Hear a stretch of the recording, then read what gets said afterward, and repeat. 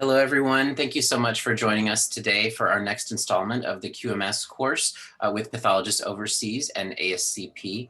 Today, we will hear from Dr. Mira Tesfaji about customer service. Before we begin, remember this is being recorded and you can view it at any time by visiting the landing page approximately 24 hours after this session concludes, and you can watch that recording anytime you like. If you have a question during the session, please use the Q&A button at the bottom left, and when Dr. Tesfaji is on a break, Ken Landgraf in the background will ask you, or we ask your questions to him to get those answered for you. If you're having technical difficulties or a problem or have questions about the overall course, please use the chat to ask those questions, and Ken and I will answer those in the background. There's no polling today in Dr. Tesfaji's presentation, but he does have a case presentation at the end. Thank you again so much for joining us. And with that, I'm going to turn it over to Dr. Tesfaji. Please note in the chat that Ken Landgraf has provided you with the case, or will be providing you with the case for the next session in case you're not getting that via email, but that registration link will go out on Sunday for next Tuesday's session. With that, I will turn it over to Dr. Tesfaji. All right, thanks, Dan, for the introduction. I hope that you guys can hear me loud and clear. Perfect. So, yeah, great. So my name is Mira Tesfaji. I'm the director of Core Lab and point of care testing here at Rush University Medical Center. I am originally from Eritrea, where I studied clinical laboratory science, and I worked there for about 5 years before I moved to the United States. And so I do have some experience, you know, how lab works in developing countries. So we'll be talking today about customer service. So here's our objective. I hope that by the end of the lecture that you will be able to recognize the different customers that we have as a laboratorians, and be able to develop methods to measure customer satisfaction, and be able to discuss problems that may develop with customers and suggest some solutions, and discuss how an active, viable quality management system would help you meet your customers' expectation. So, as part of the overall quality management system, customer service is an integral part of the quality management system I saw. So almost everything we do is basically to meet the expectation or to exceed the expectations of our customers. Because of that, international guidelines like the ISO actually give great attention to customer service. And I think their latest guideline on this very topic was updated in 2018. So if any one of you are interested in improving your customer service, I would begin with this guidelines to have some idea as to what to do and where to go. So, the first before we delve into the details of customer service, I think it's important that we answer this question. As a laboratorians or as a lab professionals, why do we care about customer service, or why should we even care about customer service? And the way I try to see this is that first we need to understand and appreciate that lab is a service provider organization. And with any service provider organization comes customer. And whenever you have a customer, then the customer satisfaction issue becomes a thing, because ultimately it will be defined by the, your feature or the lab's feature sooner or longer will be defined by the customer. And therefore it becomes very important that we think about the customers. And what this means is that whenever you have service delivery, then you have the issue of customer satisfaction. And therefore we cannot separate this, or we cannot only focus on providing results but not think about customers, or vice versa. They go in parallel, and we have to think about customers all the time as long as we are in the business of lab. And therefore, the question really is that not about whether we should care about customers or not. The question really is, how well do you want to care about the customers, or how well do you want the service to be? And that's what we're trying to explore today. So the first question, or the first thing that we need to do is, in any kind of quality improvement, be it customer service or any other quality process, is that first to set the bar. We need to set the bar first. Whether every lab, as you and others, have a bar set, whether by default or intentional, and assessing that bar where you sit right now, or where you stand right now. And then from that, where you want to go is the first step in any process or improvement. So, and then once you set the bar, then you need to, we will be working to achieve that goal. And once you achieve the goal, and then you maintain. So this is a journey, and at times a very bumpy journey to excellence. And you keep basically setting the bar or challenging yourself until you feel where you're at a level of excellence in customer service. And every time you set the bar, and you have to achieve it, and you have to maintain it. So it's a journey that never ends. So the question is, who sets the bar? Do we set as a laboratorians, or it is the customers that actually set the bar? So to answer that question, we need to think about the degree of satisfaction from a customer's view of quality, and the degree of conformance from the organization, in this case, the lab's view of quality. So let's take, for example, your lab goal is basically to return ED troponin results within 30 minutes. And you want to do that in 90% of the time. And then you start doing that, you evaluate it, and you found out that you've been meeting the goal, which means you achieved the goal and you think that that's the right thing to do, and you're happy. And if you don't reach out and ask your customers what they think about your turnaround for troponin, then there might be a difference in perception and a difference in expectation.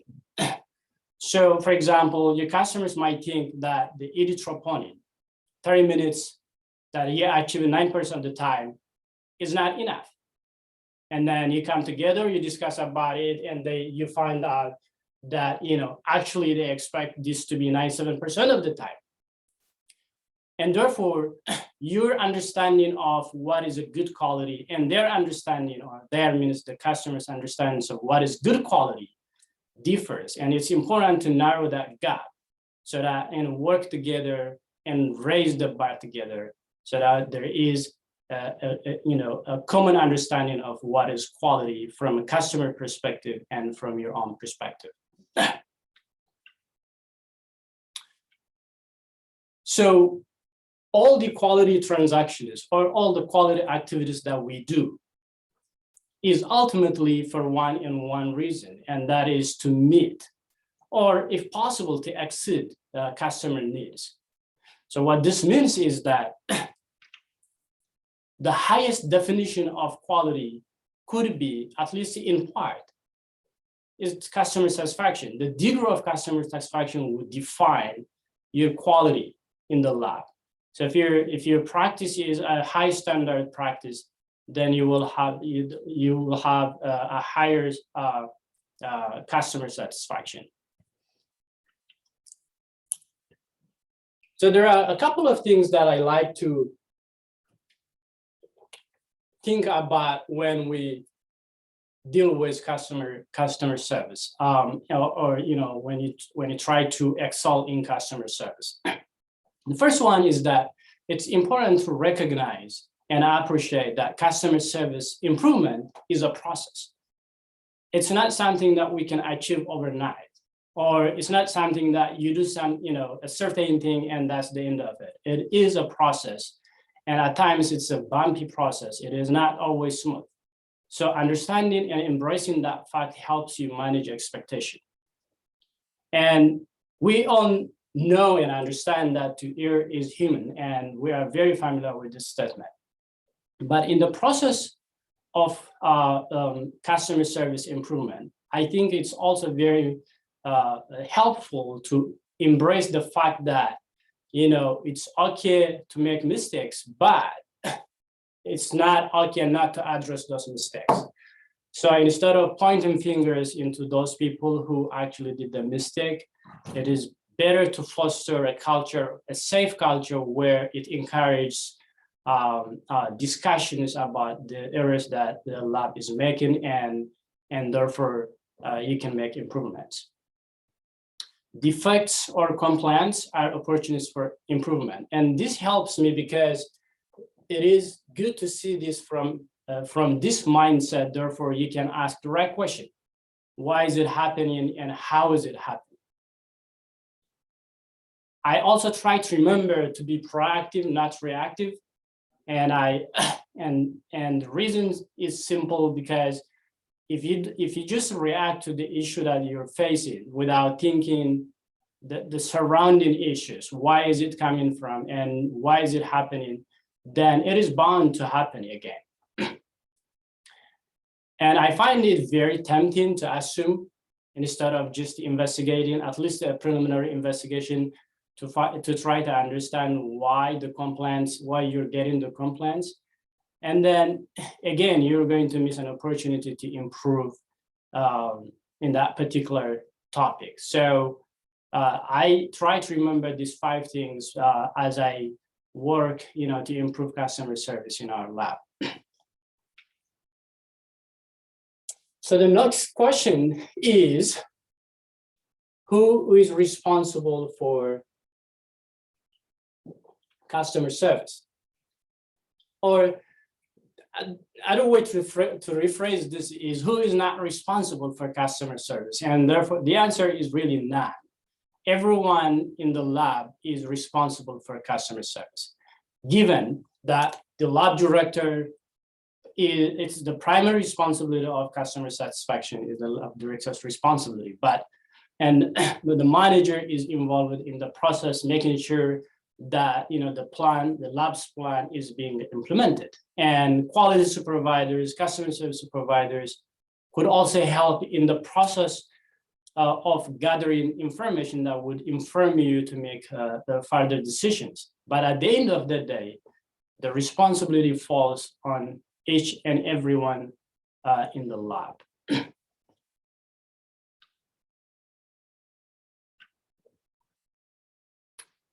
So what are the things that you need to improve customer satisfaction? So in the previous slide, we said that customer service is everyone's responsibility. With that comes a challenge. The challenge is that what it means is that everyone should understand the extent of the magnitude of the importance of customer service. It means that everyone must be on the same page. It means that everyone should have a similar commitment towards achieving high quality customer service. And it really is not easy to make sure that everyone has the same level of understanding towards the importance of customer service. So it really requires a continuous education and counseling to the staff members and a reminder as you work to improve the customer service process. And most of the time, it is also very tempting to think that, customer service is a secondary duty. It is not a primary duty, or it's secondary to technical competence. It is not. It is actually a primary duty for us laboratorians. And it becomes, especially, it is the responsibility of the lab leaders to instill this fact in the minds of the staff members in the lab.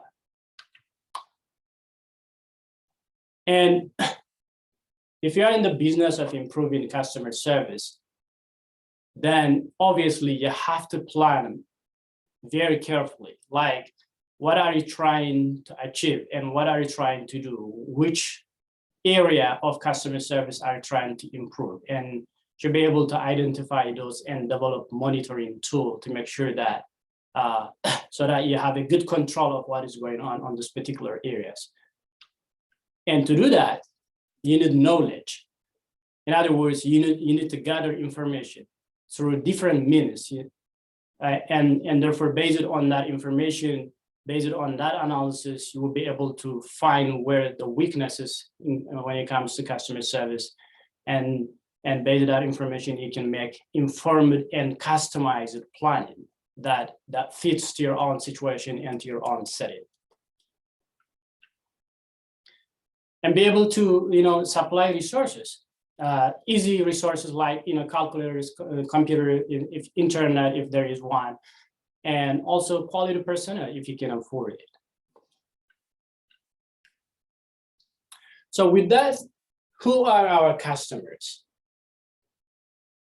And it's really the first thing that we need to identify before we start to design to improve our customer service.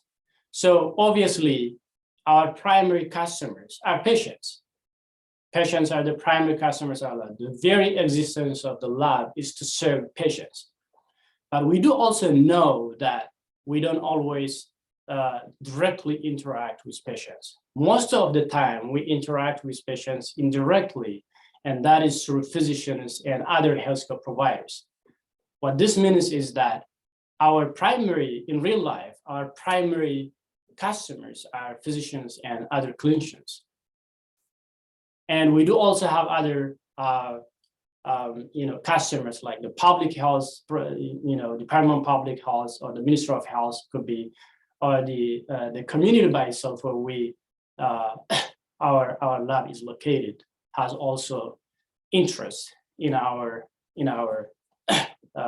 business. So let's start with physicians. So physicians or clinicians has a lot of expectation from the lab, but it can be summarized into three. One is that they want to have reliable, accurate results. and they want to have those results in a timely manner. And they want to make sure when they receive them that they can interpret them. So these three things, reliable, timely, and interpretable results, actually combines the entire expectation of physicians from the lab. But we do also know that it's not an easy task to achieve.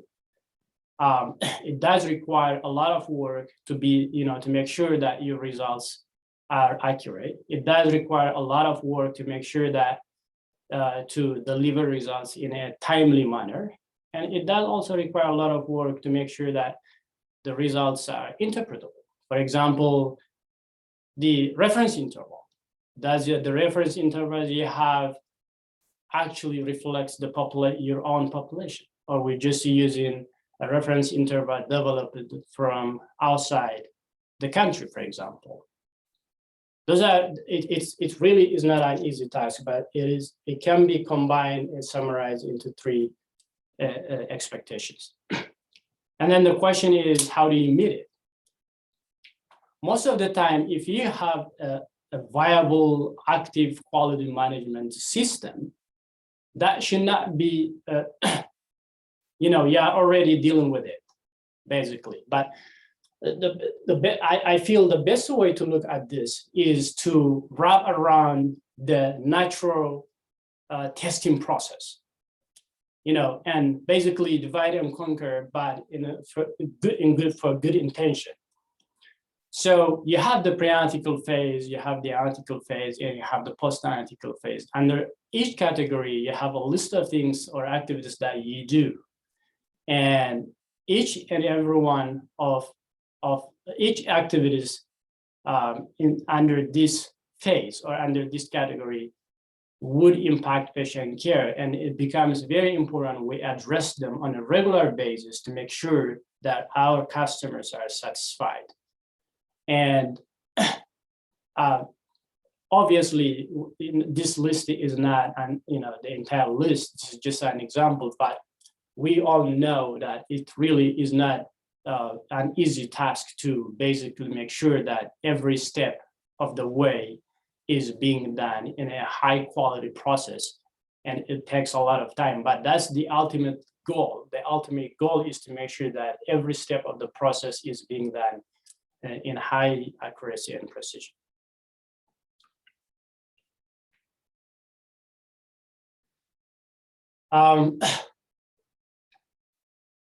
And the next customer we have, as we said, is patients. So yes, most of the needs of patients are expressed through our physicians, right? One thing that patients want is a high quality care. And those needs are expanded and expressed through physicians. But we do also, as a lab, interact with patients, and this is mainly during specimen collection. And what they need at that time is information, safety, comfort, and privacy. So if you see this one by one, what are the requirements that you need to, when you deal with patients? You should be able to provide collection information, and this is important. Like detailed, clear collection information is very important to provide. And also provide collection facilities and make sure that the personnel that interact with the patients are trained and knowledgeable, not only technically, but also how to handle customers. Must have some sort of training, or the lab should be able to at least orient them, how the lab wants them to handle the customers. And they also need assurance that their records will be maintained and will remain confidential.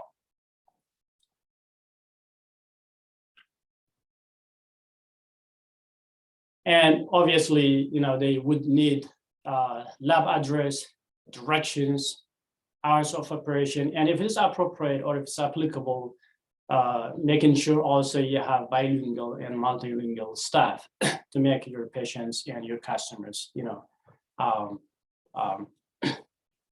comfortable.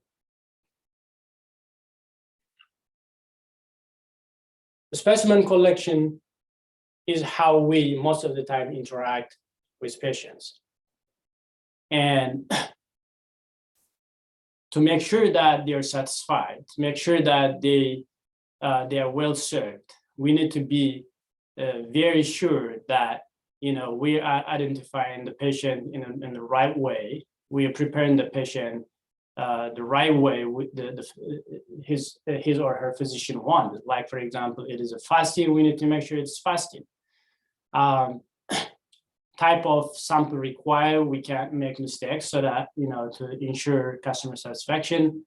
Type of container needed, we need to make sure that we're using the right container, and so on.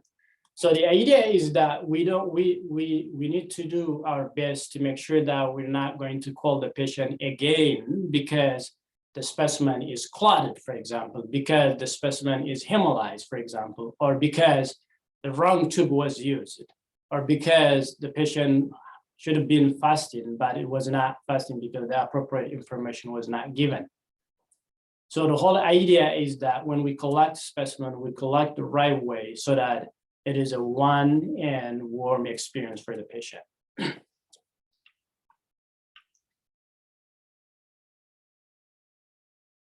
So our other customers, not probably on a daily basis, are the public health and the community, and it usually is about information materials and safety and containment. For example, safety. How do we deal with our waste management, for example? How do we transport biological specimens, let's say from a certain area to a certain area? Do we follow the international or local guidelines to make sure that we're keeping the community safe? And security in terms of confidentiality, for example, do we keep information confidential? And communicable disease. If you're running, let's say in the microbiology, how do you ensure safety?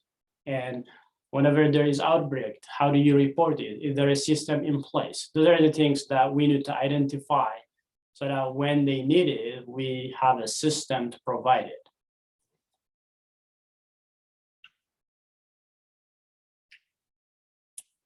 Other things at the lab that we do, all customers expect us to do, is to strive or to aspire for a high standard quality through, for example, accreditations. And this is not specific to any customers, just as all customers expect us to aspire and work hard for a high standard or to have a high standard quality lab.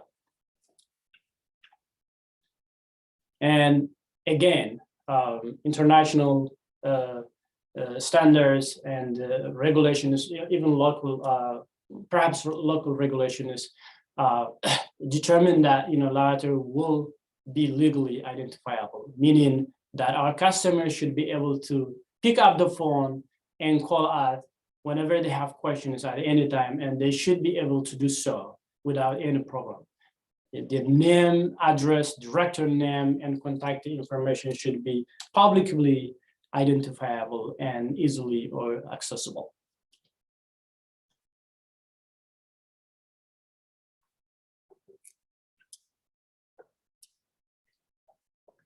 Okay, so we are committed to improve our customer service. And we may be wondering, where do we start? How do we start it? What are we going to do to begin with? So after this lecture, we want to do something about customer service. What do we need to do? So the very first thing to start and to sustain is to monitor. And the next question really is, what are you going to monitor? And one way to do that is because you have to customize and understand your own situation and your own setting. You will have to gather information. Gather the information. It could be like, some sort of direct, indirect quality indicators, or the internal audit that you do as a regular basis. Or it could be a management review, satisfaction surveys, interview on focus groups, or compliance monitoring, or other step. Gather that information, analyze data, and see where your weaknesses are, or rooms for improvement.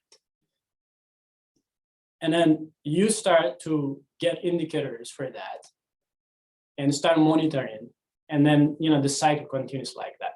So let's see this one by one and what we can do to achieve those. So I like to start with compliance because this is something that a lot of the time we get through emails and phones, but we may not necessarily document it in a way so we will be able to track the trends and where is it coming from a specific group, what kinds of problems or complaints we're getting. So one way to do this is to basically every time you get it documented on a if you have a computer on Excel, you could do that so that in a way you can actually retrospectively do analysis. Or you could also use a notebook and try to register, making sure that all the parameters you need to know are being registered. But the most important thing here is the mindset. Whenever we get a complaint, sometimes it may be easy to dismiss it, or it may not make sense immediately. So it really is important that we pay attention to the complaints we get. And we know that it could be the tip of the iceberg. And the other fact is that not everyone complains. And therefore, if you get from just one person, it doesn't mean other people are not having that problem.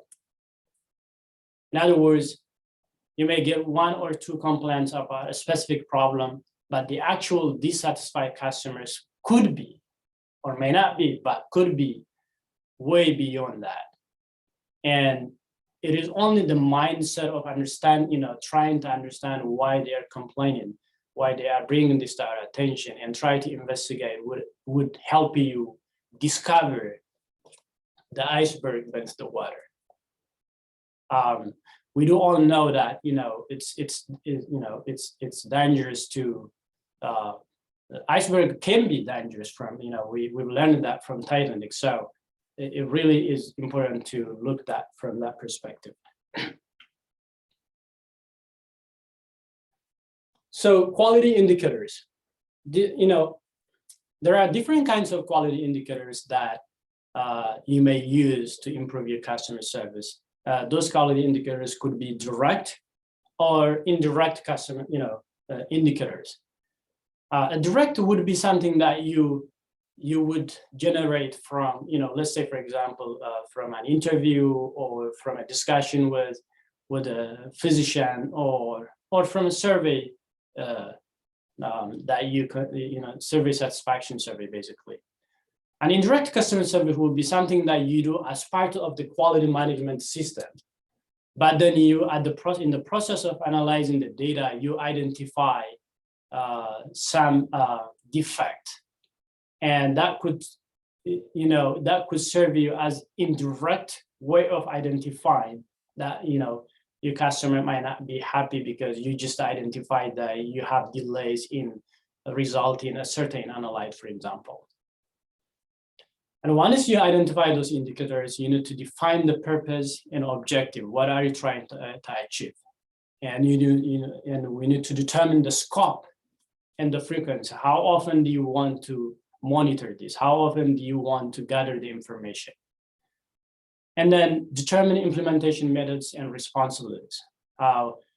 You have to find a way how are you going to maintain this, because you would want to monitor a turnaround time of a certain analytes, but who is going to do it, and what are the responsibilities, and what are the scope of this responsibility, and how often do you want to analyze it? Do you need to talk about it, and how often do you need to talk about it?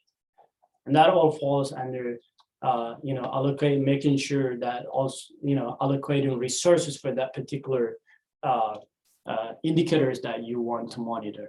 Because once you start it, you want to sustain it. And if you want to leave it, then you need to leave it based on data, not because you don't have time to do it.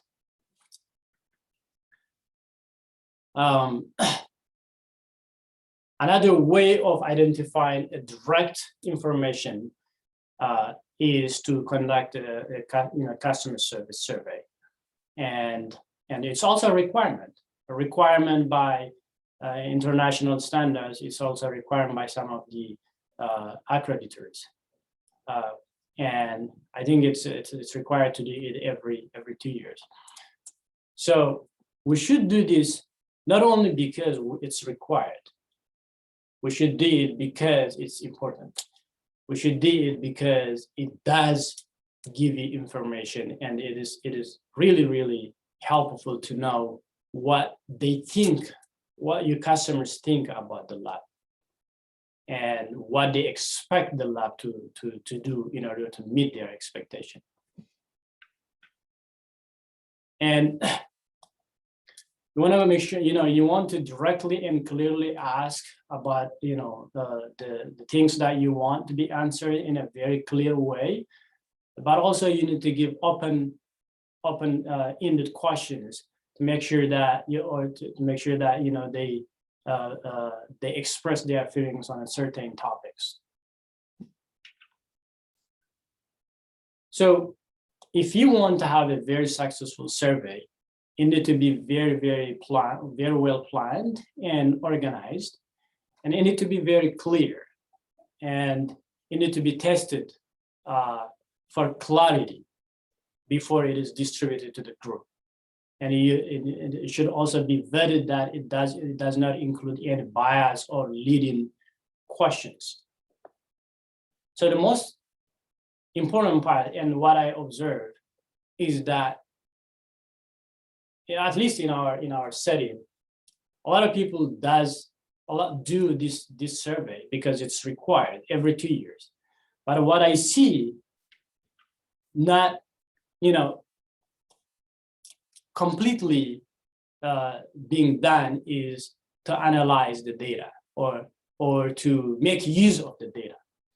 So it is difficult to conduct the survey. I'm not saying it's easy, but again, once you have the information, you have to use it.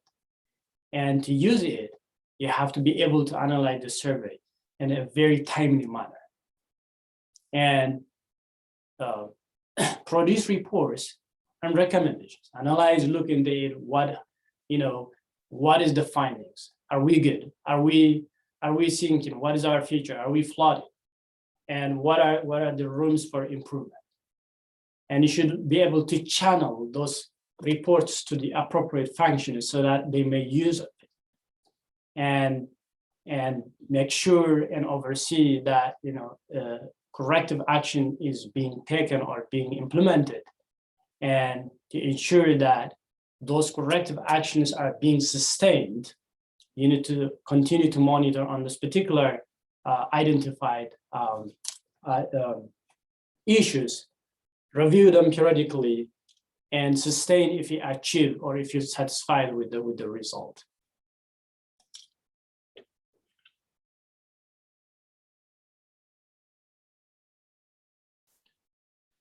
Another very useful thing to do is also to do a group discussion. Meet with people and ask them what they want from you. Like, ask them in a way that builds trust. We're here to hear your grievances. If you have any concerns about our service, what do we want us to do? Make sure that it is an open-ended question, and it's a small group, so that it's not overwhelming, and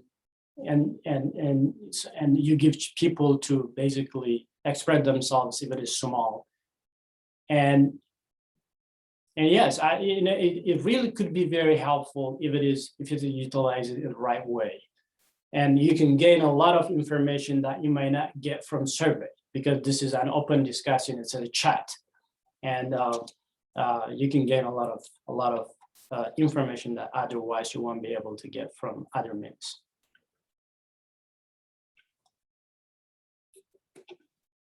So internal audit to me is any lab with viable and active quality management system is already doing it at a pre-analytical, analytical, and post-analytical step. A good example of a post-analytical step is, to discuss, for example, about if you use a computerized report, for example, how does the layout look? Is it easily understandable by physicians? If you're using a paper-based, is it readable? Can they read it? Is it confusing or is it not confusing? Those are the things that you audit on a regular basis if you have a viable and active overall quality management system.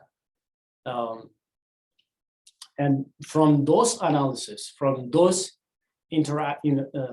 regular audits, you will be able to identify issues that you would need to focus on to make sure that customers are happy about those particular issues.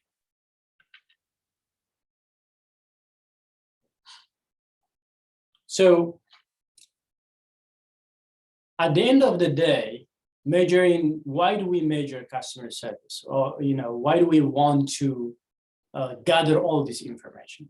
We have talked about surveys, direct information from our customers, whether it could be patients, could be our own stuff also to improve workflow, could be physicians, it could be nurses. And then identify quality indicators. We've talked about that to make sure that we monitor them. Because if you don't monitor them, then it becomes, there is no way for you to see whether you're doing well or not. And audits, all these information are, all these things that we do are to gather information. But I like to stress that gathering information is not gonna make it. Gathering information is the beginning. The most important thing after gathering information is to be able to use it. And to use it, you have to be able to analyze it on a regular basis and make sure that you keep that momentum. Because the biggest challenge, as I say, some of this information are required. But whether you're going to use it or not really is up to the lab. And it's important you use it because it would help you identify problems or issues. And that way, once you identify, you can act on that information and try to improve your process and your quality in the lab. And by improving the process and the quality of the lab, you're basically improving customer service and ultimately customer satisfaction.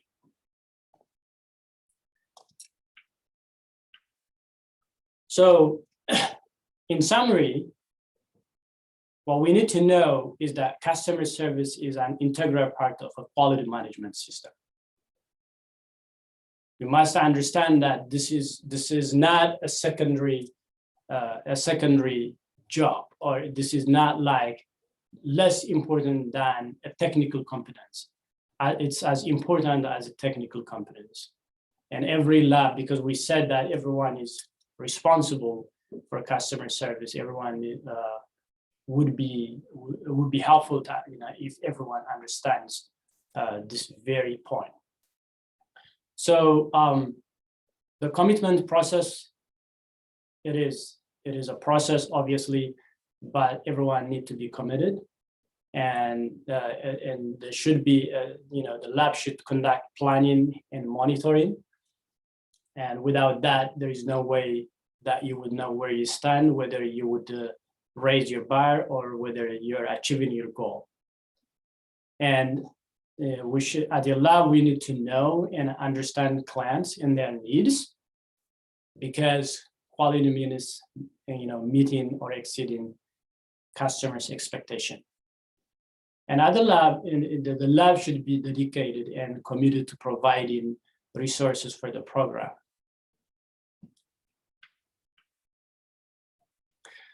So the key message can be summarized into three things. One is that meeting customer needs is a primary goal of the laboratory. Again, it's not secondary goal. It is a primary goal, as important as the technical quality that we strive for. And the second one, an active quality management system ensures labs could meet client requirements. You have to have a very viable, very active quality management system if you're going to make sure that labs, customers are satisfied. And everyone in the laboratory is responsible for quality and therefore for customer service. Everyone needs to be on board and committed and educated about the need to have a high quality customer service. Again, because we are a service provider and organization, and therefore we have customers, and their satisfaction would define our future. With that, I think that's all I have for this topic. If you have any question. Sure. So we have one question so far. The question is about focus groups. Should a focus group include any of your staff as a lab? Well, it depends on the topic. It depends on the topic, what you're trying to address. Let's say, for example, if you are trying to address issue related to a service that you provide to the emergency department, and I would include, obviously, the manager. I would include the supervisor that supervise that particular topic that you're trying to address with the ED department, and the ED folks should also be included. And mainly, your staff will be there to support and to give you information when the ED folks asks about a certain question that the director or the manager may not necessarily know the answer. But yes, why not? But the whole point, it really depends on what you want to achieve from the focus group. Okay. So our next question is, when conducting customer satisfaction surveys, how do you gather data which is unbiased with preconceived ideas? Well, that's a very good question. I think you should try your best. You should try to your best. And what I like to do, or what I like to think about this is that, try to remember that why you're doing it.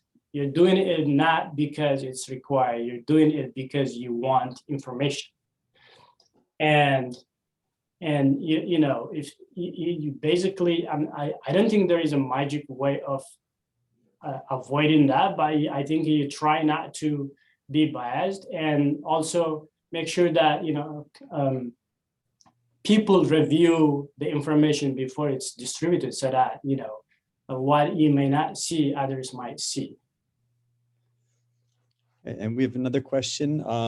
This one is asking, what is your attitude towards patients or their relations transporting samples between phlebotomy and the laboratory? Not a good idea. We had issues. As I said in the introduction, I came from Eritrea, and sometimes because there are delays, patients would volunteer, or family of the patients will volunteer to basically take the specimen themselves, so that they may save some time. In theory, that it really is not a good idea, because patients are not trained in how to handle the specimen. So, I would not support it. Yeah, in terms of quality and also safety, it seems like there could be. Yeah, exactly. It is a quality issue. It is a safety issue. It's not a good idea. Okay, now that's all we have for questions so far. Oh no, we have one more that just came in. Does the idea of the customer is always right stand in terms of the quality management system? Yeah, I think they may not always be right, obviously, but I think it's good to operate from that perspective because, let's say you get a compliance, and I'll give you an example. For example, what happened yesterday here, that there was a specimen mix-up, and the physician insisted that the problem was the lab problem. Actually, the specimen was collected by the clinicians, by the nurse in their own OR, and basically the physician really insists that it was the problem, it was the lab's problem, right? And you really don't, it was obviously it was not right, but you don't have to confront. Just take it as if the patient, the customer was right, and then investigate it, and then provide your result. So I think it is important to approach from that mindset, but you might find, in reality, it's not true that the customers are not always right, but you should keep that in for you. So I support approaching customers from that perspective. Yes. Yeah. Okay, and here's one more. Are equipment providers customers? Actually, it's the reverse. Yeah. Well, I think we are their customers. I don't know how things works in other areas, but here, if the question meant that the vendors, for example, the manufacturers that provide equipment or reagents, I think we're the customers, if I understood the question correctly. Yeah, that's how I understood the question as well, and I definitely. Yeah. Okay, and for a quantitative lab, there are two customers, physicians and patients. Which customer is more important? Besides, there should be an awareness, or there should be an awareness to be unbiased when collecting data from survey. For instance, physicians asked why ESR is late and CBC is fast, and being biased when evaluating the customer satisfaction questionnaire. How do we correct this bias? So I think there are a couple of questions, right? So again, the bias, so if I understand the question correctly, is that when you prepare the questionnaires for the customer service, I think the bias, it need to be reviewed. It need to be reviewed and making sure that you review it from that perspective. You try your best to avoid the bias. I personally, I don't know, there might be, but I don't know any magic way of avoiding bias other than being aware of it and try to not include it. And there was one question before that, though. Am I right?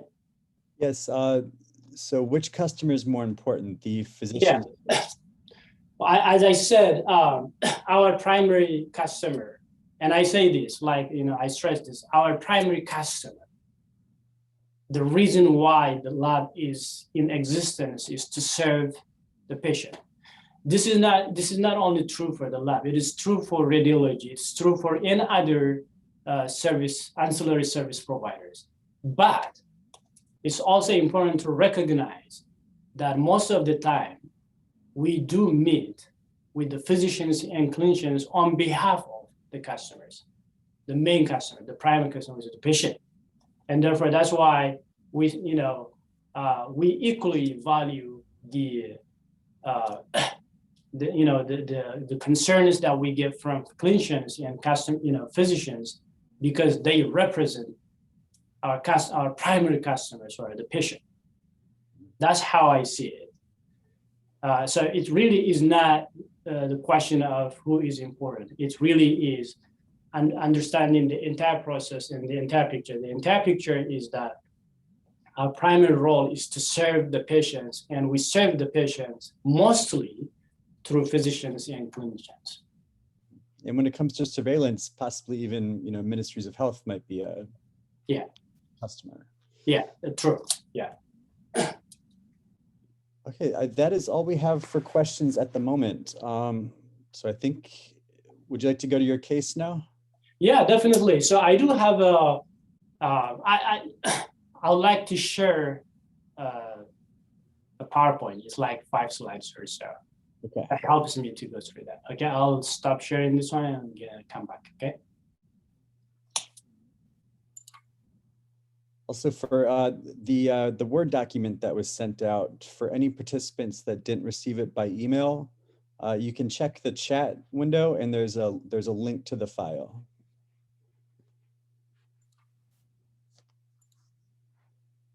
All right, so sure.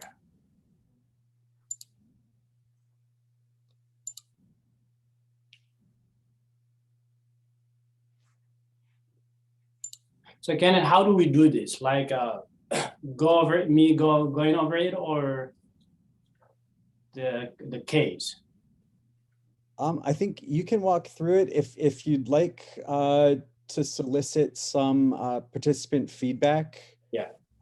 Participants can use the Q&A window to send their thoughts, and I can read from those. There might be a bit of a lag, but we can do it that way, or you can just kind of talk through. Okay, I think it's better to talk through it, and if they have any question, they can ask. Yeah. Okay, great. All right, so the first case is basically, I'm gonna read this for you guys. A representative physician from a rheumatology clinic expresses concern regarding a recent increase in false positive rheumatoid factor results reported by your lab.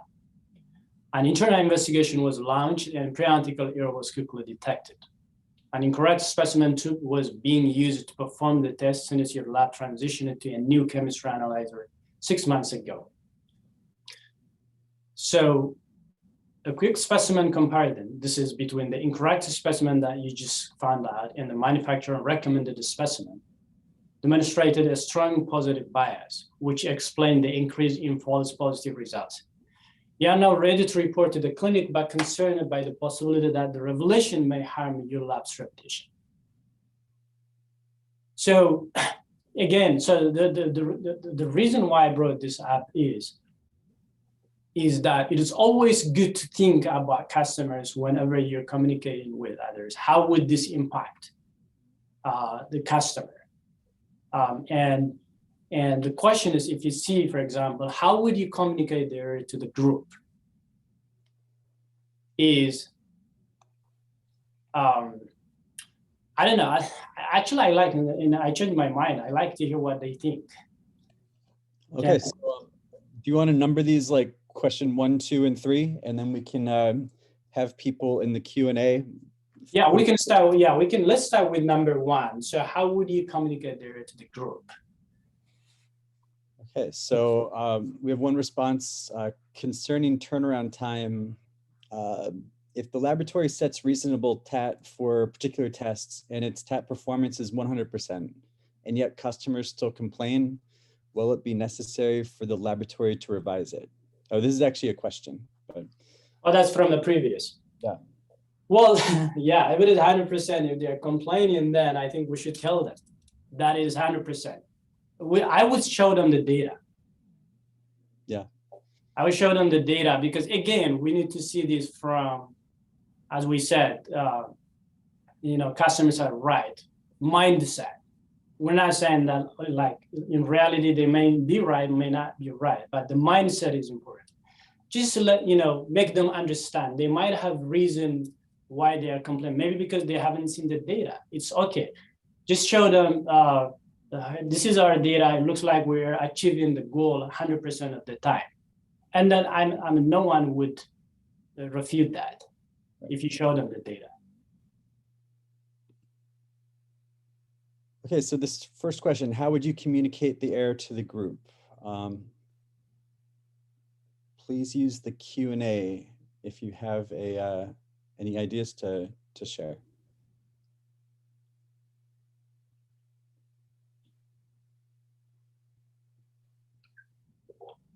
Okay, so I'll go ahead and just discuss it. So basically, Okay, we have one, I think. We have one. So communicate through the clinicians so correction can be made.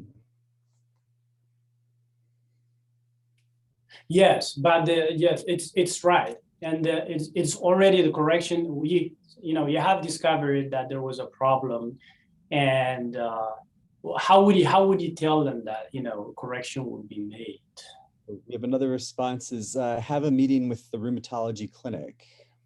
And yes, good. And then how do we basically, the second question, how would you mitigate repetition damage or restore confidence?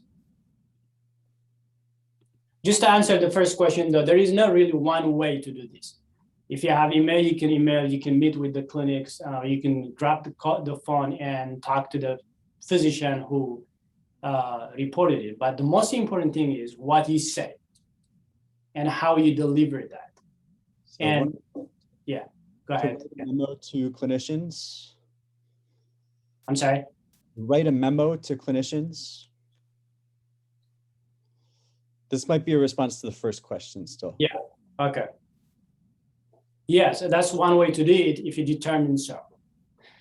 Okay, let's go to the second question. Now if you see last year, now ready to report the clinic, but concerned by the possibility that the revelation may harm your lab's repetition. So how do you address that? Either if it is already harmed, then how do you restore your confidence? If it is not, then how do you make sure that it doesn't harm? So one person here has said to repeat the investigations with the correct sample bottle. Yes, if it is manageable, right? Yes, you could do that if it is manageable, or you could offer repeating the specimen. You could offer that. Should you have any concern about the previous result? The concern is already ready. But if you want to repeat the test, then we can repeat it at, let's say, free charge. Make sure that there is no double billing, or the patient is not being charged again because it's the lab's problem. Yeah, good answer. Any other? No other answers yet. Yeah, the other thing that you to do is that no clinician or no reasonable person would lose trust or lose confidence on one particular problem. And, they would only lose confidence if there is a habit or a tradition of ignoring problems. And in the communication, what I would suggest and I would do is basically, first of all, to be very transparent and tell them exactly what happened, and thank them that because of their because they expressed they brought the concern to your attention. You will have to do some further investigation. For example, if this happening in other analyte as well, right? Do audits. Like, okay, so this is report for rheumatology tests. Are we having a similar problem in other tests? And how do and tell them or communicate that you have used that complaint as an opportunity to look into the problem as deep as possible to make sure that no other problems, similar problems are also going on in the lab. And that would help them to, restore confidence. They will trust you that you have taken their concern seriously and you have done your investigation to make sure that a similar problem is not happening. So going back to this mindset of, using as an opportunity for improvement, this mindset of being, demonstrating that you're being proactive, not reactive about the problem.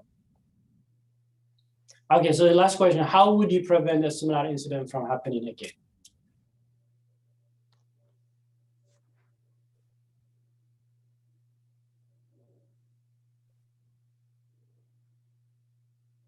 Anyone?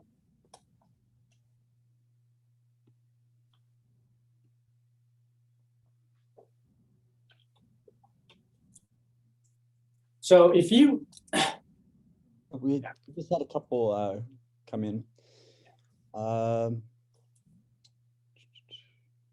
Okay, supply the specimen bottles. I think this is, and then another says refreshment training to the sample collectors, phlebotomists, and competency assessment. And then another has said train staff on the correct use of specimen bottles.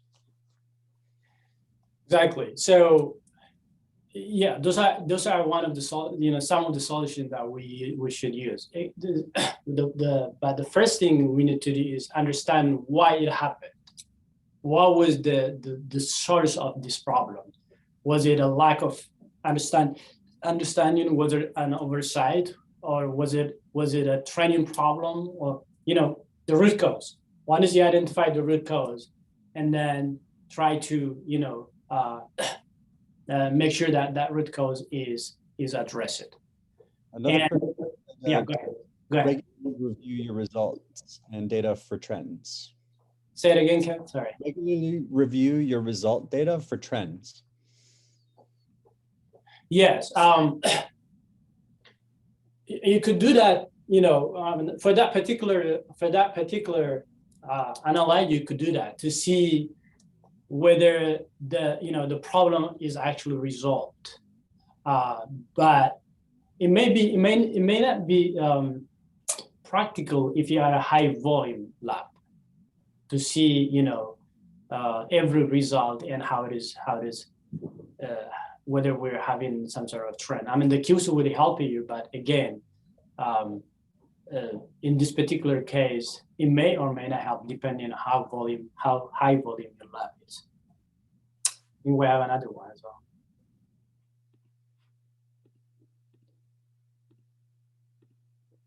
Okay, so that is it for the feedback we've received so far. Yeah, but if you read, before we move on, if you read between the lines here, it looks like this happened because you transitioned to a new chemistry analyzer. What this means is that this has been going on for like 6 months ago, and maybe the staff were actually using a specimen that they were using for the previous analyzer. And maybe if that was the case, then again, going back to the root cause, what caused this problem? And then if that was the case, you can create a checklist where you would basically check boxes before you go live with any new analyzer in the future to make sure specimens are changed, all other activities are in place before you go live.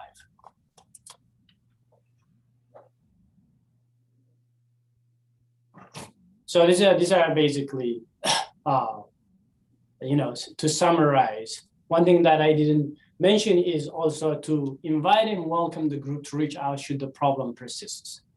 And also make sure that do some very quick analysis, like 2 weeks post changing the specimen, for example, to ensure that the problem is gone. Pre and post, you could do 2 weeks pre and post analysis to make sure that you're seeing some progress. But also make sure that the providers feel welcomed to reach out and bring to your attention problems like this. And that helps a lot.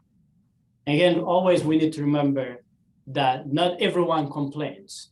Those who complain are, they're doing as a service because they're given as an opportunity to improve. And we should take care of them, basically. So the second one is that as part of an institution-wide effort to improve patient experience, the lab leadership has selected you to spearhead the effort to improve the quality of lab customer service. Your task includes, but is not limited to establishing need, identifying potential gaps and barriers, and devising a mechanism to ensure sustainable high standard customer service in a limited resource setting. So any idea? I think the questions were, the answers are there. Oh, I can read the questions if you'd like. Okay. So the first question is, what approach would you use to objectively establish the need and identify barriers? What approach would you use to objectively establish the need and identify barriers? And you can use the Q&A box to enter your answers. So just hint, we have already discussed it in the lecture, so you should be able to remember.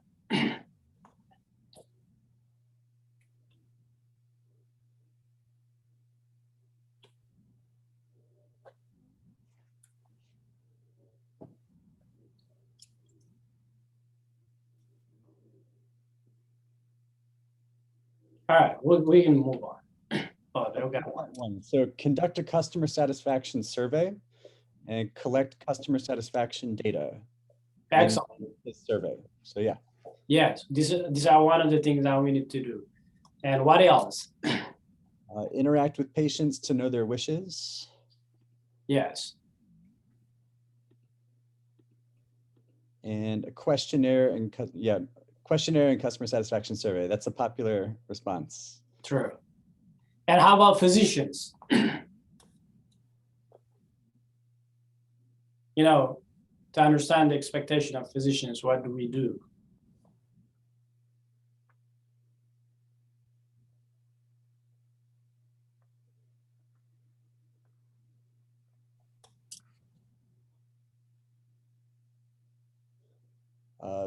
So have meetings with physicians, conduct surveys, analyze complaints and compliments records. Excellent. Yeah, I think they got it. I'm glad. So they were with me. All right. So would you read the second question, please? The second question is, what significant barriers do you envision in your setting? Yeah, that's a specific to your setting. So I'd love to hear if you were to, you know, improve, if you were tasked to improve the lab customer service, what would you envision? You know, significant barriers.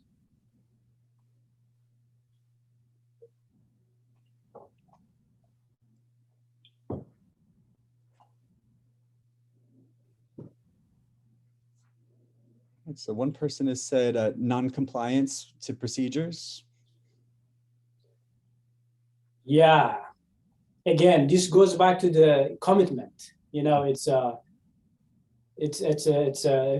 tough one, and we see it here.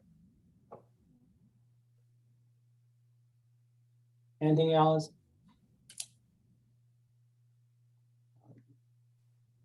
Nothing else has come in yet, but.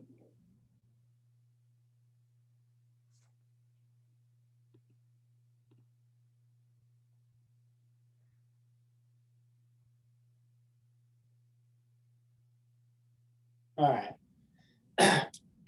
Inadequate monitoring. It's been another response. Yeah, I would. I'm taking that in, like that people or the lab wouldn't be motivated to monitor. Probably what they meant.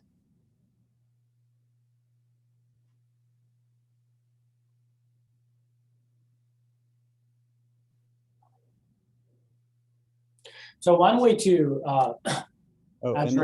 yeah, one last one that just came in, or two more. Yeah. Bias arising from data obtained from customer satisfaction survey, and then resource inadequacies. Yeah. So the resource inadequacies, yes, it's true. You know, you would need to have a, you know, let's say, for example, a dedicated personnel, quality supervisor, stuff like that. You know, it's ideal to have that. But you know, the challenge with customer service is that whether you have a staff issue, whether you have a resource issue, for as long as we are, you know, operating as a lab, we're expected to meet the customer's needs. And it is a challenge, but it can also be improvised in terms of using, you know, whatever resource you have to at least start with some start small, basically. And you could do that by, again, start with the biggest issues and focus on them. And then you will be able to learn, as you perfect them, you'll be able to learn more about how to even, pursue that more effectively. So would you like to move on to the third question? Yes, please. Thank you. For the third question, it is, what approach would you use to sustain high quality customer service?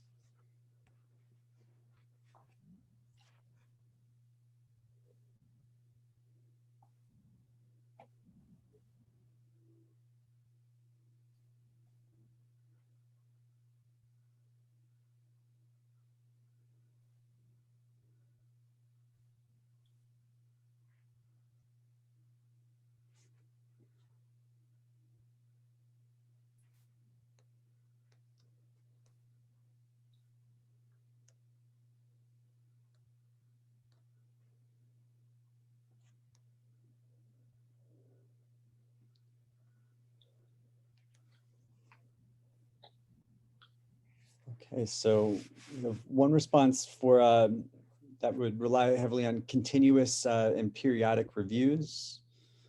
Another has said to sustain the customer satisfaction, patient and physician survey periodically. Seriously follow the complaint from customers and solve with through corrective action. Excellent. Yeah. That's actually, yeah, go ahead. To communicate corrective actions too, right? What was that? I would add to also communicate those corrective actions. Exactly. So it basically is that, you need to monitor, and again, the review regularly is one of the difficult ones to do. Really to be on top of it, to have a meeting, a regular meeting to discuss about it and identify the problems and, close the loop, like let whoever is involved in the process know how we're doing and how you're doing. And implement corrective action and evaluate if this corrective action is holding. So I guess it is about monitoring, but also I can't stress enough in terms of reviewing and meeting regularly to discuss about it. And you can choose, like, it could be every 4 months, every 6 months, every 1 month. It really is up to the lab, but regular meeting is key because you have to have the tradition of discussing about issues like that. And to create that tradition is the hardest part. And one way to achieve that tradition is continuous training to ensure continued commitment. Commitment is the key here. And for people to be committed, they need to know what they're doing. And they need to understand, like, they need to appreciate how important it is. So continuous training would help bring people on the same page of understanding, and therefore they will be committed towards whatever effort the lab is doing to make sure that the lab has high quality customer service and sustain it. And also, again, I've said this indirectly, but constant attention until it becomes a tradition is what is needed. Once you make it a tradition, once everyone agrees with what the lab is doing and trying to do, and then it becomes easier in terms of, you can't stop monitoring, but it becomes easier in terms of sustaining it. I think we have one. Conduct regular customer survey among physicians and patients is the last one that's come through. Exactly. All right, I think these are the cases I had, and if they have any question, if they have, I can answer one more as soon as we have time. Otherwise, this will conclude my presentation. Okay, and I would just like to note that for participants, if you go to the chat window, I've included just now a link to the case document for next Tuesday's session. So if you're someone who doesn't usually receive those by email, you can go there to get the file now. So check out that link. But otherwise, thank you so much for that lovely lecture, and thanks to all the participants for being engaged and sharing your responses to the Q&A. I think that went pretty well today. Excellent, great. And I would like also to thank them, and I will see you again on Tuesday. Okay. All right. Thank you. Thanks, everyone. Bye.